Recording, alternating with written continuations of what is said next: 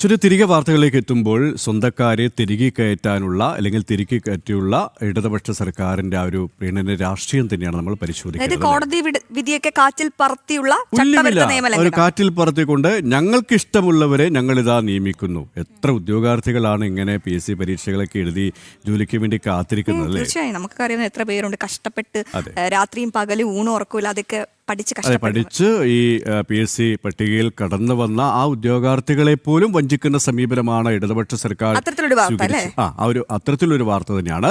കോടതി വിധി മറികടന്ന് അംഗീകൃത തസ്തികകളില്ലാതെ 74 താൽക്കാലിക ജീവനക്കാരെ സ്ഥിരപ്പെടുത്തിയ സംസ്ഥാന സാക്ഷരതാ മിഷൻ നിയമവിരുദ്ധമായി സ്ഥിരപ്പെടുത്തിയതോടൊപ്പം ശമ്പള സ്കെയിൽ അനുവദിക്കുകയും ലക്ഷക്കണക്കിന് രൂപ ശമ്പള കുടിശ്ശികയായി നൽകുകയും ചെയ്തു. തെരഞ്ഞെടുപ്പ് പെരുമാറ്റച്ചട്ടം നിലവിൽ വരുന്നതിന് തൊട്ടു മുൻപ് തിരക്കിട്ട് കുടിശ്ശിക അനുവദിക്കുകയായിരുന്നു.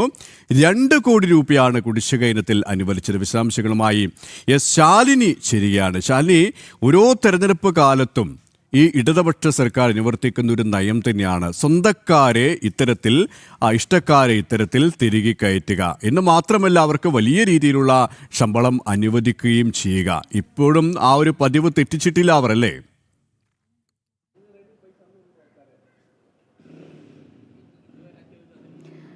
KP തീർച്ചയായും അത്തരത്തിൽ തന്നെയാണ്. കാരണം കഴിഞ്ഞ കുറച്ച് ദിവസങ്ങൾക്ക് മുൻപാണ് നമ്മൾ ശ്രീനാരായണ ഗുരു ഓപ്പൺ യൂണിവേഴ്സിറ്റിയിൽ ഇത്തരത്തിലുള്ള താൽക്കാലിക നിയമനങ്ങളും സ്ഥിര നിയമനങ്ങളും നടന്നത്. PSC അറിയാതെയുള്ള അല്ലെങ്കിൽ അത്തരത്തിൽ പിൻവാതിൽ നിയമനങ്ങൾ നടന്നത്. തൊട്ടു പിന്നാലെയാണ് ഇപ്പോൾ സംസ്ഥാന സാക്ഷരതാ മിഷനിലും അത്തരത്തിൽ ചില നിയമനങ്ങൾ നടന്നിട്ടുള്ളത്. അതിനായി ഖജനാവിൽ നിന്ന് ഈ സാമ്പത്തിക പ്രതിസന്ധിക്കിടയിലും 2 കോടി രൂപയാണ് വകമാറ്റി അതിനുവേണ്ടി ചിലവഴിച്ചത് എന്നുള്ള കണക്കുകളും അതിൻ്റെ ഉത്തരവുകളുമാണ് ഇപ്പോൾ പുറത്തേക്ക് വരുന്നത് എന്നുള്ളതാണ് ശ്രദ്ധേയമായി കാര്യം. അതായത് സംസ്ഥാന സാക്ഷരതാ മിഷൻ അതോറിറ്റിയിൽ അംഗീകൃത തസ്തികകൾ നിലവിലിരിക്കെയാണ് 74 താൽക്കാലിക സാക്ഷരതാ കോർഡിനേറ്റർമാരായിട്ടുള്ള താൽക്കാലിക ജീവനക്കാരെ സ്ഥിരപ്പെടുത്തിയത് എന്നുള്ളതാണ് ഈ ഒരു വിവരം. അതിൽ കോടതി വിധികളടക്കം മറികടന്നുകൊണ്ടാണ് ഇത്തരത്തിലൊരു നിയമനം നടന്നത് എന്നുള്ളതാണ് ഏറ്റവും ശ്രദ്ധേയമായിട്ടുള്ള കാര്യം. നമുക്കറിയാം പല ഘട്ടങ്ങളിലും സർക്കാർ പറയാറുണ്ട് കോടതി വിധി അംഗീകരിക്കുന്ന ആളുകളാണ് സംസ്ഥാന സർക്കാർ എന്നുള്ളത്. പക്ഷേ ഇവിടെ കോടതി വിധികൾ ലംഘിച്ചുകൊണ്ടാണ് ഇത്തരത്തിലൊരു നിയമനം നടന്നത് എന്നുള്ളതാണ്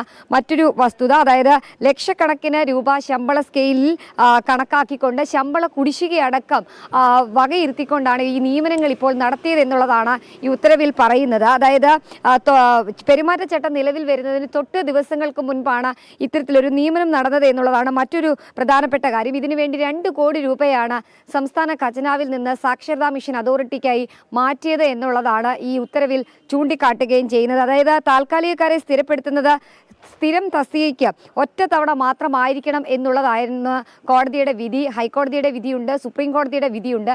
ഇതൊക്കെ മറികടന്നുകൊണ്ടാണ് ഇഷ്ടക്കാരെ, അതായത് നമുക്കറിയാം കഴിഞ്ഞ 10 വർഷമായി ഇടത് സർക്കാരാണ് ഭരിക്കുന്നത്. ഇവരുടെ പാർട്ടി പ്രവർത്തകർ ഒപ്പം തന്നെ ഇടതനുകൂലികളായ നിരവധി പേർ സംസ്ഥാന സർക്കാരിൻ്റെ വിവിധ വകുപ്പുകളിൽ താൽക്കാലിക ജീവനക്കാരായി കരാർ അടിസ്ഥാനത്തിൽ ജോലി ചെയ്യുന്നുണ്ട്. ഇവരെയൊക്കെയാണ് ഒരു സ്ഥിരം തസ്തികയുണ്ടാക്കി അവിടെ സ്ഥിരപ്പെടുത്തുന്നത്. അതിനുവേണ്ടി ഖജനാവിൽ നിന്ന് കോടികൾ വകമാറ്റി എന്നുള്ളതാണ് ഇപ്പോൾ നമുക്ക് മനസ്സിലാക്കാൻ സാധിക്കുന്നത്. എന്തായാലും ഈ ഒരു നിയമനം അംഗീകരിക്കരുത് എന്ന് അറിയിച്ചുകൊണ്ട് ഗവർണർ അടക്കമുള്ളവർ മുൻപിലേക്ക് പരാതികളും ഈ ഘട്ടത്തിൽ എത്തിയിട്ടുണ്ട്. ഗവർണറുടെ മുൻപാകെ സേവ് യൂണിവേഴ്സിറ്റി ക്യാമ്പയിൻ കമ്മിറ്റി അടക്കം ഈ വിഷയത്തിൽ നടപടി സ്വീകരിക്കണമെന്ന് ആവശ്യപ്പെട്ടുകൊണ്ട് പരാതി നൽകിയിരിക്കുകയാണ്, നിവേദനം നൽകിയിരിക്കുകയാണ്. ഇനി എന്ത് നടപടി ഇനി ഗവർണർ സ്വീകരിക്കുമെന്നുള്ളതാണ് നമുക്ക് കണ്ടറിയേണ്ടത്. എന്തായാലും 2 കോടി രൂപയാണ് 74 താൽക്കാലികക്കാരെ സ്ഥിരപ്പെടുത്താനായി അവരുടെ ശമ്പളം അടക്കം നൽകാനായി ശമ്പള കുടിശ്ശികയുണ്ട് എന്ന് വകയിരുത്തിക്കൊണ്ട് വർഷങ്ങളുടെ കുടിശ്ശിക അടക്കം എഴുതിയെടുത്തിരിക്കുന്നത് എന്നുള്ളതാണ് ഏറ്റവും ശ്രദ്ധേയമായിട്ടുള്ള കാര്യം. എന്തായാലും സംഭവത്തിൽ വലിയ രീതിയിലുള്ള വിമർശനം ഉയരുന്നുണ്ട്. കാരണം ഒന്നിനു പിറകെ ഒന്നായി യൂണിവേഴ്സിറ്റികൾ, പിന്നീട് ഇത്തരത്തിലുള്ള സാക്ഷരതാ മിഷൻ അതോറിറ്റികൾ ഉൾപ്പെടെ വിവിധ മേഖലകളിലാണ് സ്ഥിരപ്പെടുത്താനായി താൽക്കാലികക്കാരെയും ഒപ്പം തന്നെ പാർട്ടിക്കാരെയും പിൻവാതിലൂടെ തിരികെ കയറ്റിയിരിക്കുന്നത്. KP.